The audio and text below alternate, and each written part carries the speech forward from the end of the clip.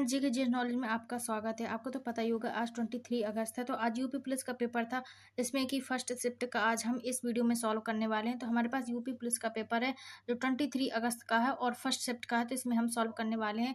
तो चलिए वीडियो को शुरू करते हैं और आप वीडियो में एंड तक जरूर बने रहिए। यहाँ पर हमारा 58 नंबर से क्वेश्चन शुरू होता है। इसके ऊपर मैथ का क्वेश्चन है, तो यहाँ से हम शुरू करते हैं। एक और अजगर रही लाखी, एक और मरगरा है, विकट बटोही बीच ही पर मूर्छा खाए। तो यहाँ पर पूछ रहा है कि इस पंक्ति में कौन सा रस है? करुण रस, रौद्र रस, भयानक रस, वीर रस। तो यहाँ पर पहले आप क्वेश्चन में देखिए, अजर राखी मतलब एक तरफ कुआं और एक तरफ खाई वाली सिचुएशन है यहाँ पर। तो यहाँ पर राइट आंसर हो जाएगा ऑप्शन सी, भयानक रस है यहाँ पर अब दूसरा क्वेश्चन देखेंगे। हमने लिखित में से कौन सा शब्द अलंकार नहीं है? श्लेष अलंकार, रूपक अलंकार, अनुप्रास अलंकार, यमक अलंकार। तो यहाँ पर राइट आंसर हो जाएगा ऑप्शन बी, रूपक अलंकार है। वह शब्द अलंकार नहीं है, वह अर्थालंकार है। यहाँ पर अगला क्वेश्चन हम देखते हैं और अगला क्वेश्चन है यहाँ पर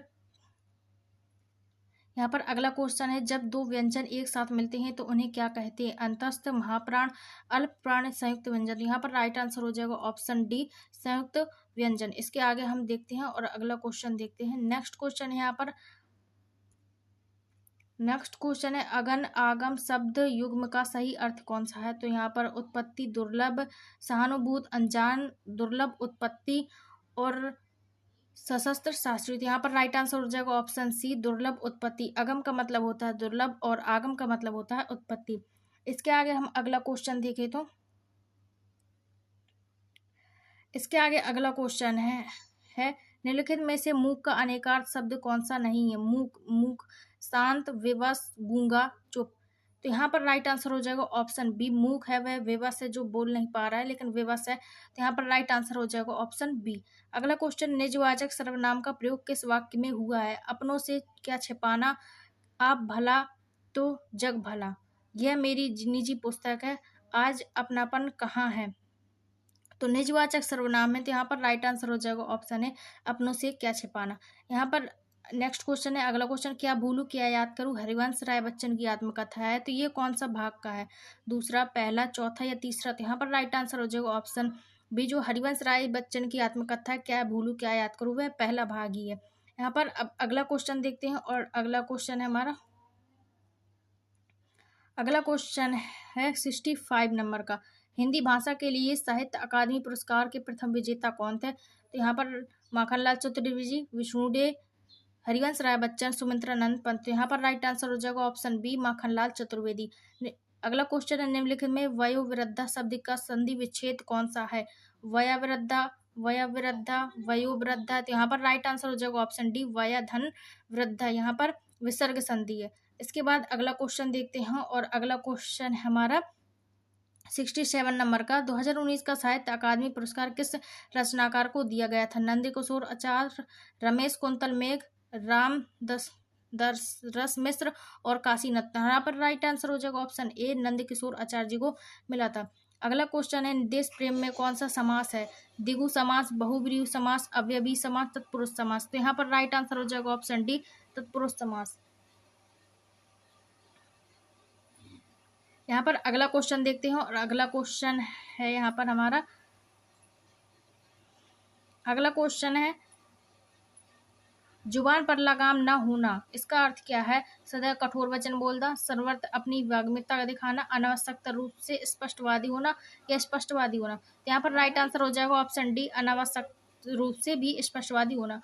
अगला क्वेश्चन है, लिखित में से कौन सा अमृत शब्द का पर्यायवाची नहीं है? सोम, अमी, सुधा, क्षीर। यहाँ पर राइट आंसर हो जाएगा क्षीर, वह अमृत का पर्यायवाची नहीं है। अगला क्वेश्चन है, कौन सा वर्ण दंत नहीं है? दा, टा, ता, धा। तो यहाँ पर राइट आंसर हो जाएगा ऑप्शन बी, टा नहीं है यहाँ पर दंत शब्द। इसके बाद देखते हैं अगला क्वेश्चन और अगला क्वेश्चन हमारा दिया हुआ है यहाँ पर, मैंने आम खा लिया है वाक्य में कौन सा काल है? समान भूतकाल, पूर्ण भूतकाल, आसन्न भूतकाल, अपूर्ण भूतकाल। तो यहाँ पर आम खा लिया है यानी अभी अभी कार्य हुआ है, तो यह आसन्न भूतकाल हो जाएगा। Right answer option C. किसी एक में ही आस्था रखने वाला वाक्यांश के शब्द बताइए? अनन्य, अनिकेत, अनुत्तीर्ण, अनुमोदन। तो यहाँ पर राइट आंसर हो जाएगा ऑप्शन ए, अनन्य। इसके बाद अगला क्वेश्चन देखते हैं और अगला क्वेश्चन है यहाँ पर नेक्स्ट क्वेश्चन है, शब्दों में प्रयुक्त प्रत्येक विकल्प में ठीक प्रदर्शित किए गए हैं। धमाका, लड़ाकू, उड़ाक, छिलका। तो धमाका का अर्थ होता है आका, लड़ाकू का अर्थ होगा आकू, और उड़ाक का आक, और छिलका का का।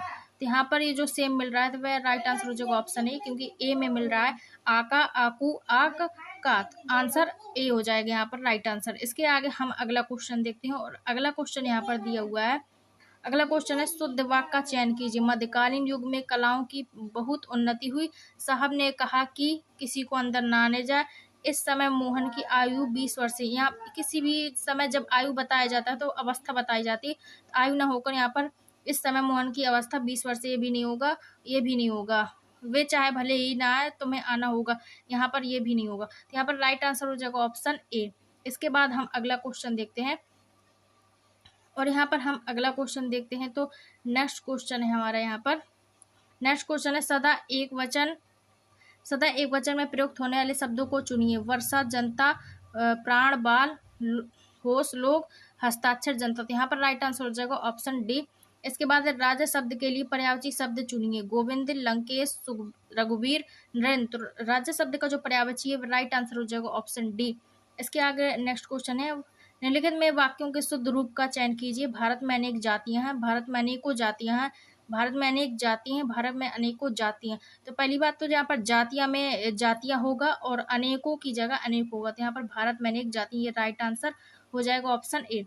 विस्मय बोधक चिन्ह बताइए। तो ये जो चिन्ह है ये विवरण का चिन्ह होता है, ये विस्मय बोधक का चिन्ह है, और ये अल्पविराम है। तो यहाँ पर राइट आंसर हो जाएगा ऑप्शन बी, विस्मय बोधक का चिन्ह। इसके बाद अगला क्वेश्चन देखते हैं, और नेक्स्ट क्वेश्चन है यहाँ पर, नेक्स्ट क्वेश्चन है, किस वाक्य में अच्छा शब्द का प्रयोग विशेषण के रूप में किया गया। यानी कि अच्छा शब्द होगा वह किसी विशेष चीज को बताएगा। अच्छा, तुम घर जाओ, तुमने अच्छा किया जो आ गए, अच्छा है वह अभी आ गया, यह स्थान बहुत अच्छा, यह स्थान की जो विशेषता है वह बता रहा है, वह स्थान बहुत अच्छा है। तो राइट आंसर हो जाएगा ऑप्शन डी। इसके बाद अगला नेक्स्ट क्वेश्चन है, प्रेम सागर के रचनाकार कौन है। लल्लूलाल, सुंदरलाल, सदल मिश्र, ओस्मान। तो राइट आंसर हो जाएगा ऑप्शन ए, लल्लूलाल है वह प्रेम सागर के रचनाकार है। अनावृत शब्द का शब्दार्थ क्या है। पृथ्वी, निरादर, न दोहराया हुआ, अयोग्य। तो अनावृत, अना आवृत होता तो दोहराया हुआ, अना का मतलब बिना दोहराया, तो न दोहराया हुआ, राइट आंसर हो जाएगा ऑप्शन सी। इसके बाद हम अगला क्वेश्चन देखते हैं, और अगला क्वेश्चन है हमारा 83 नंबर का है। निम्नलिखित में से कौन सा शब्द पुल्लिंग है। क्षेत्र, रीति, क्षमा, घटना। यदि हम इसे देखें तो मुझे क्षमा कर दो, हमें क्षमा दे दो, तो ये तो पुल्लिंग हो जाएगा। घटना, ये ऐसी घटना, ये भी पुल्लिंग हो जाएगा। रीति, क्षेत्र, क्षेत्र है हमारा क्षेत्र, तुम्हारा क्षेत्र, ये हो जाएगा, वह पुल्लिंग हो जाएगा। ये सारे स्त्रीलिंग है क्योंकि स्त्री की तरफ ये इशारा करते हैं। बस बाकी ऑप्शन ए यहाँ पर राइट आंसर हो जाएगा। वह आई हो तो मेरी चिट्ठी उसे दे देना, वह आई हो तो उसे मेरी चिट्ठी दे देना। इस वाक्य में कौन सा काल है। तत्कालीन वर्तमान, समान वर्तमान, संदिग्ध वर्तमान, संभाव वर्तमान। तो यहाँ पर राइट आंसर हो जाएगा ऑप्शन डी, संभाव वर्तमान, क्योंकि वहां पर संभावना की जा रही है कि यदि वह आई हो तो उसे मेरी चिट्ठी दे देना, अगर नहीं आई हो तो नहीं मिलेगी चिट्ठी। असोच और असोच शब्द का सही विकल्प चुनिए। बुराई, अयोग्य, मूर्ख, निडर, आंख, काजल, बिना सोच के, अशुद्धि। तो राइट आंसर हो जाएगा ऑप्शन सी, असोच का मतलब बिना सोच के, और असोच का मतलब होता है अशुद्धि, राइट आंसर ऑप्शन सी। इसके बाद अगला क्वेश्चन देखते हैं, और 86 नंबर का हमारा क्वेश्चन है। इसमें आग लगने पर कुआं खोदना का जो लोकोक्ति है उसका अर्थ, मुसीबत आने पर घबरा जाना, कुआं खोदकर पुण्य कमाना, जल्दी से कार्य करना, संकट के समय बचाव के लिए सोचना। यह राइट आंसर हो जाएगा ऑप्शन डी। जिसे सरलता से पढ़ा जा सके उसे क्या कहते हैं। स्थानापन्न, पाठ, सुपाठ, सुसुप्त। तो पाठ का मतलब होना पढ़ना, लेकिन सु का मतलब होता है सरल तरीके से पढ़ना। तो राइट आंसर हो जाएगा ऑप्शन सी। निम्नलिखित में से कौन से शब्द उपसर्ग नहीं है। प्रभाव, ओढ़ना, उपवाद, पराजय। तो राइट आंसर हो जाएगा ऑप्शन बी, ओढ़ना है, इसमें उपसर्ग नहीं है।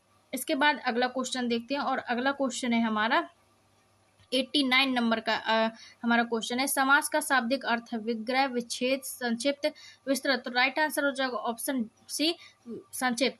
और यहाँ पर 90 से 94 तक यहाँ पर गद्यांश का प्रश्न है इसमें। यहाँ पर तो पढ़ते हैं इसे। शिक्षा को वैज्ञानिक और प्राविधिक मूलाधार देकर हमने जहाँ भौतिक परिवेश को पूर्णतः परिवर्तित कर दिया है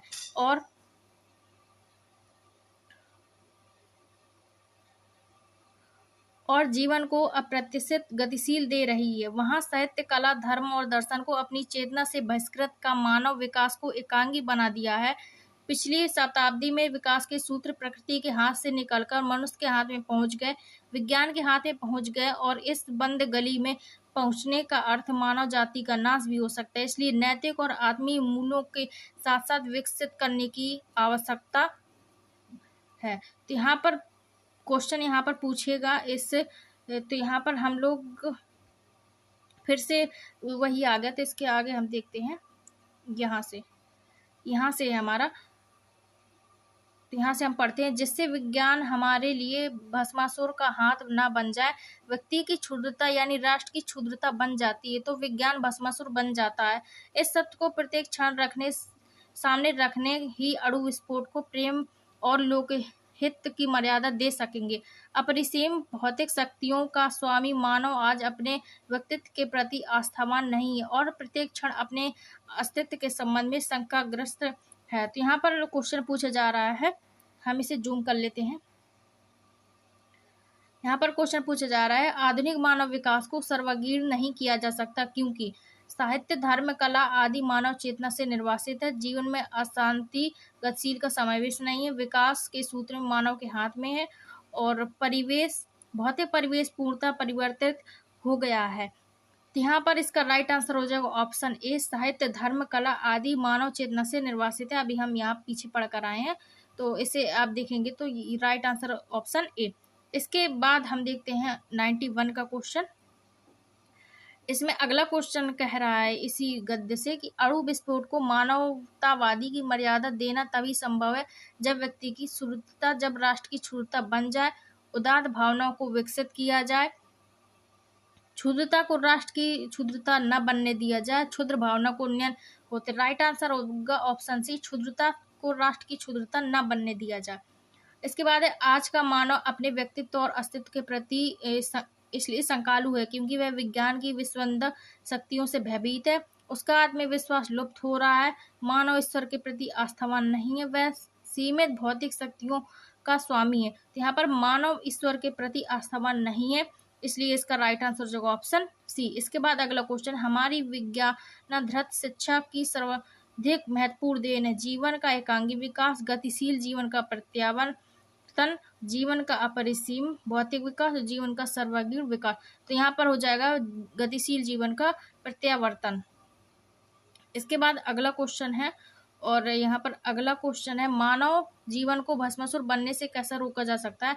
प्रकृति जगत का पूर्ण स्वामित्व प्राप्त करके, मानव सभ्यता का विनाश करके, भौतिक मूल्यों का निर्धारण करके, भौतिक आत्मिक में विकसित करके। तो यहाँ पर राइट आंसर हो जाएगा ऑप्शन डी, नैतिक आत्मिक मूल्यों को विकसित करके इसे बचाया जा सकता है। इसके बाद हम आगे देखते हैं, यहाँ से रीजनिंग चालू हो जाती है।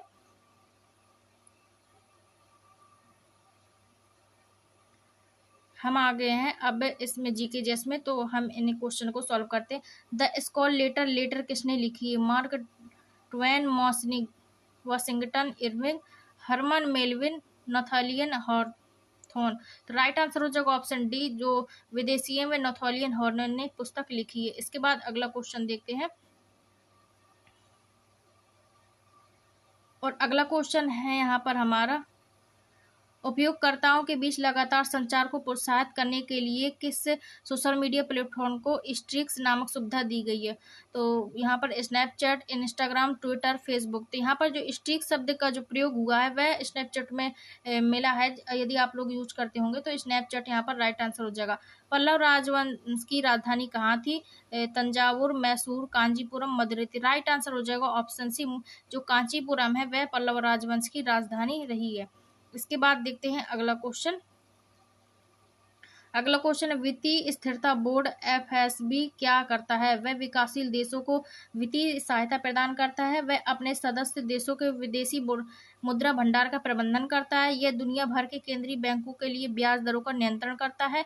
यह वित्तीय स्थिरता सुनिश्चित करता है। तो यहाँ पर भी स्थिरता दिया हुआ है और यहाँ पर वित्तीय स्थिरता को सुनिश्चित करता है।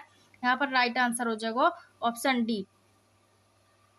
इसके बाद अगला क्वेश्चन देखते हैं यहाँ पर, और अगला क्वेश्चन है यहाँ पर हमारा नेक्स्ट क्वेश्चन, जीएसटी के ब्रांड एम्बेसडर के रूप में किसे चुना गया था? दीपिका पादुकोण, शिल्पा शेट्टी, शाहरुख खान, अमिताभ बच्चन। तो यहाँ पर राइट आंसर हो जाएगा ऑप्शन डी, अमिताभ बच्चन। निम्नलिखित में से कौन सी रेखा फ्रांस और जर्मनी के बीच सीमा बनाती है? KW लाइन, और यहाँ पे 49 parallel line, signal line, singer line. तो यहाँ पर जितनी लाइन है वह लाइन नहीं है, एक लाइन होती है, वह मैगीनोट की लाइन होती है। फ्रांस और जर्मनी के बीच में यदि हम देखें तो मैगीनोट लाइन या तो फिर एंट्री मैगीनोट। यहाँ पर कोई ऑप्शन नहीं है, जैसे हम अभी छोड़ते हैं, अभी यहाँ पर कुछ पता नहीं है कि यहाँ पर कौन सा हो सकता है। अगला क्वेश्चन देखते हैं, और नेक्स्ट क्वेश्चन यहाँ पर, विदेश व्यापार महानिदेशक DGFT किस मंत्रालय के अंतर्गत आता है? सूक्ष्म और लघु मध्यम मंत्रालय, विदेश मंत्रालय, वित्त मंत्रालय, वाणिज्य एवं उद्योग मंत्रालय। तो राइट आंसर हो जाएगा ऑप्शन डी, वाणिज्य एवं उद्योग मंत्रालय। इसके बाद अगला क्वेश्चन है, और अगला क्वेश्चन है, परमाणु ऊर्जा के उत्पादन के लिए कौन सा तत्व आवश्यक है? आपको तो पता ही होगा कि जब परमाणु ऊर्जा बनाते हैं तो उसमें जब ज्यादातर यूरेनियम का प्रयोग होता है। तो राइट आंसर हो जाएगा ऑप्शन डी। नोएडा उत्तर प्रदेश के किस जिले के अंतर्गत आता है? बुलंदशहर, मथुरा, गाजियाबाद, गौतम बुद्ध नगर। तो राइट आंसर हो जाएगा ऑप्शन डी, गौतम बुद्ध नगर। इसके बाद अगला क्वेश्चन देखते हैं, और नेक्स्ट क्वेश्चन यहाँ पर, विश्व डाक दिवस कब मनाया जाता है? 3 अक्टूबर, 15 अक्टूबर, 10 अक्टूबर, 9 अक्टूबर। तो यहाँ पर राइट आंसर हो जाएगा ऑप्शन डी, 9 अक्टूबर। जून 2024 तक संघ गृह मंत्रालय का प्रमुख कौन है? 2024 का संघ गृह मंत्रालय, यानी कि गृह मंत्रालय के प्रमुख को पूछ रहा है, थोड़ा क्वेश्चन को घुमा दिया है।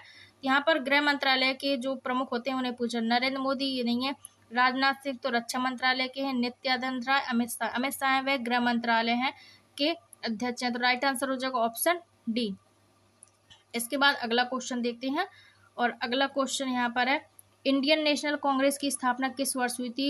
1905, 1947, 1857, 1885। तो राइट आंसर हो जाएगा ऑप्शन डी, 1885 में हुई थी। और इसके जो पहले अध्यक्ष थे वह WC बनर्जी थे, पहले अध्यक्ष कांग्रेस पार्टी के।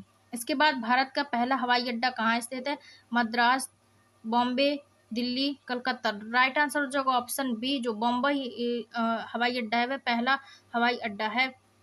इसके बाद अगला क्वेश्चन देखते हैं, और अगला क्वेश्चन है, भारत में व्यवसाय के लिए सेवाओं हेतु GST पंजीकरण के लिए थ्रेशोल्ड लिमिट सीमा क्या है? 20 लाख, 50 लाख, 5 लाख, 10 लाख। राइट आंसर हो जाएगा ऑप्शन ए, 20 लाख है। यहाँ पर 127 नंबर का क्वेश्चन है, दुर्भावनापूर्ण फाइलों वाली छवियों का उपयोग करके जो हैकर को आपके खाते की जानकारी चुराने व आपके कंप्यूटर संबंधित करने में मदद करने के लिए किया जाता है, वह इसे क्या कहते हैं? Image phishing, cat phishing, WPN, swimming. तो यहाँ पर राइट आंसर हो जाएगा ऑप्शन डी, फिशिंग कहा जाता है, स्विमिंग कहा जाता है इसे। तो राइट आंसर हो जाएगा ऑप्शन डी। इसके बाद अगला क्वेश्चन है, और नेक्स्ट क्वेश्चन है यहाँ पर, नेक्स्ट क्वेश्चन है, क्रोएशिया गणराज्य की राजधानी क्या है? Mexico City, Dubrovnik, Zagreb, Amsterdam. यहाँ पर राइट आंसर हो जाएगा और जाग्रेब। इसके बाद नेक्स्ट क्वेश्चन है, आतंकवाद से लड़ने में सूचना साझा करने में किन तरीकों को महत्वपूर्ण किया जाता है? यह आतंकवादी संगठनों को सुरक्षा एजेंसियों द्वारा हमलों को अधिक प्रभावी ढंग से समन्वित करने में सहायता करता है। यह अन्य देशों के साथ संबंधों का सुधार करता है। यह अधिकारियों को संभावित खतरों को अधिक तेजी से पहचानने में सहायता करता है। यह सेना की क्षमताओं को मजबूत करता है। तो राइट आंसर मुझे लगता है कि ये ऑप्शन सी होगा, यह अधिकारियों को संभावित खतरों को अधिक तेजी से पहचानने में मदद करता है। राइट आंसर हो जाएगा ऑप्शन सी। इसके बाद अगला क्वेश्चन देखते हैं, और नेक्स्ट क्वेश्चन की तरफ हम लोग बढ़ते हैं, और अगला क्वेश्चन है यहाँ पर कि भारत के किस पड़ोसी देश को ठंडा ड्रैगन की भूमि के नाम से जाना जाता है? तो वह भूटान है, जिसे ठंडा ड्रैगन भूमि के नाम से जाना जाता है। इसके बाद अगला क्वेश्चन, और यहाँ पर नेक्स्ट क्वेश्चन हम देखेंगे यहाँ पर, 131 नंबर का क्वेश्चन है कि कौन सा सोशल मीडिया प्लेटफॉर्म नहीं है? Instagram, Google, Twitter, Facebook. तो ट्विटर और फेसबुक, इंस्टाग्राम ये सारी सोशल मीडिया प्लेटफॉर्म है, लेकिन गूगल है वह सोशल मीडिया प्लेटफॉर्म नहीं है। निम्नलिखित में से किस प्रकार का प्रदूषण स्वतः वितरित यूट्रोफिकेशन है? मृदा प्रदूषण, जल प्रदूषण, ध्वनि प्रदूषण, ऊष्मीय प्रदूषण। तो यहाँ पर राइट आंसर हो जाएगा ऑप्शन बी, जल प्रदूषण। इसके बाद अगला क्वेश्चन है, और नेक्स्ट क्वेश्चन यहाँ पर दिया हुआ है कि 1946 के विमुद्रीकरण के दौरान आरबीआई के गवर्नर कौन थे? उर्जित पटेल, शक्तिकांत दास, सी.डी. देशमुख, डी सुब्बा राव। यहाँ पर राइट आंसर जो ऑप्शन सी, सी.डी. देशमुख थे उस समय। भारतीय संविधान का कौन सा भाग राज्य के नीति नैतिक सिद्धांतों से संबंधित है? भाग 4, भाग 5, भाग 2, भाग 3। तो राइट आंसर हो जाएगा ऑप्शन ए, भाग 4, जहाँ पर डीपीएसपी के बारे में बात होती है। DPSP, director principle of state policy, DPSP, जिसे हिंदी में राज्य के नीति निर्देशक तत्व कहा जाता है। तो ये भाग 4 में आता है। इसमें आर्टिकल 36 से लेकर 51 तक रहते हैं। यहाँ पर पुस्तक ए लाइफ मेजरमेंट किसके द्वारा लिखी गई है? जवाहरलाल नेहरू, सूर्यकांत त्रिपाठी निराला, महादेव वर्मा, मैथिली शरण गुप्त। राइट आंसर जो ऑप्शन बी, सूर्यकांत त्रिपाठी निराला। यहाँ पर आसमान के नीलेपन का प्रमुख कारण क्या? वायु के अणुओं द्वारा सूर्य के प्रकाश का बिखराव, श्वेत प्रकाश का परिकरण बिखराव, जलवाष्प की उपस्थिति, वायु के नीले प्रकाश का अवशोषण। तो राइट आंसर हो जाएगा कि वायु के अणुओं में जो सूर्य का प्रमुख प्रकाश है वह उसका बिखराव होता है। तो राइट आंसर ऑप्शन ए। इसके बाद अगला क्वेश्चन है, और अगला क्वेश्चन यहाँ पर रमन सुब्बा राव, जिसका हाल में निधन हो गया, वह किस खेल से जुड़े थे? Cricket, tennis, table tennis, football, hockey. तो राइट आंसर जो ऑप्शन ए, क्रिकेट से जुड़े हुए थे रमन सुब्बा राव।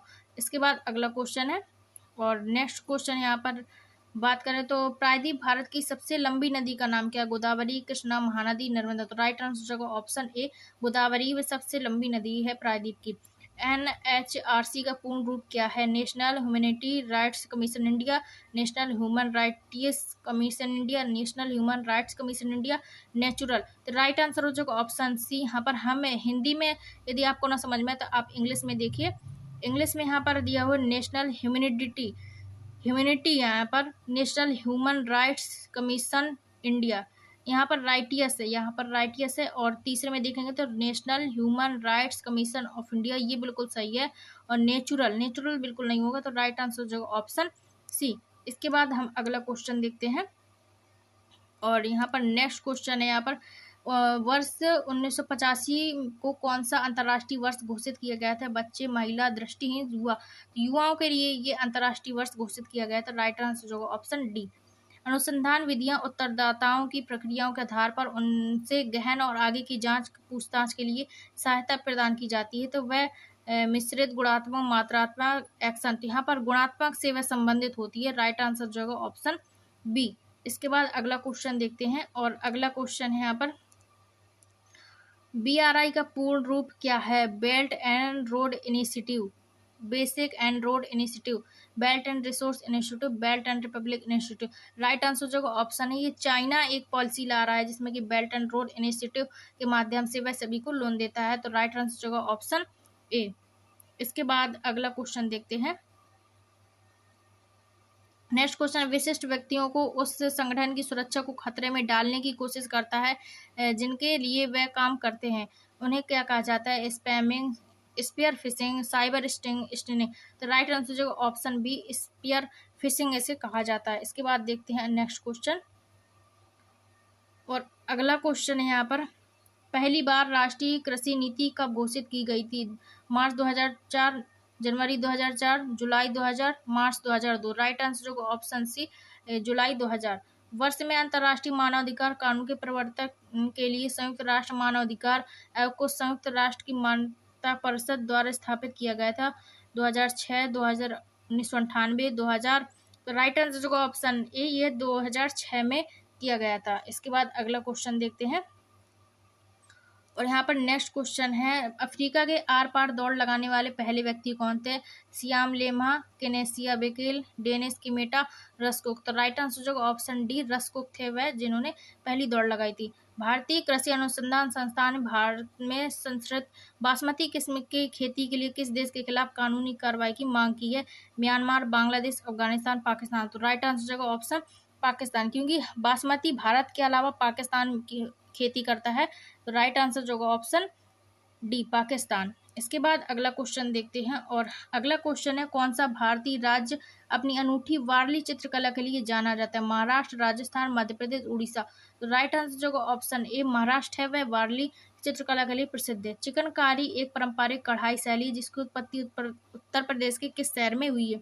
लखनऊ, नोएडा, प्रयागराज, वाराणसी। तो राइट आंसर जो ऑप्शन ए, लखनऊ में हुई है इसकी उत्पत्ति। इसके बाद अगला क्वेश्चन है, और हमारा अगला 150 नंबर का क्वेश्चन है, ये लास्ट क्वेश्चन है। महासागरीय अम्लीकरण का प्राथमिक कारण क्या था? समुद्री जल द्वारा CO2 का अवशोषण, तेल का सिराव, अत्यधिक मछली पकड़ना, समुद्री जल के तापमान में वृद्धि। तो राइट आंसर जो ऑप्शन ए, जब समुद्र में CO2 बढ़ जाती है तब अम्ल बढ़ जाता है, जैसे हमारे शरीर में भी इसी चीज होती है। तो यहाँ पर राइट आंसर जो ऑप्शन ए। तो ये गाइस थी यूपी पुलिस की फर्स्ट शिफ्ट। अब अगली शिफ्ट आएगी तो उसका भी हम यहाँ पर जो आंसर की है उसे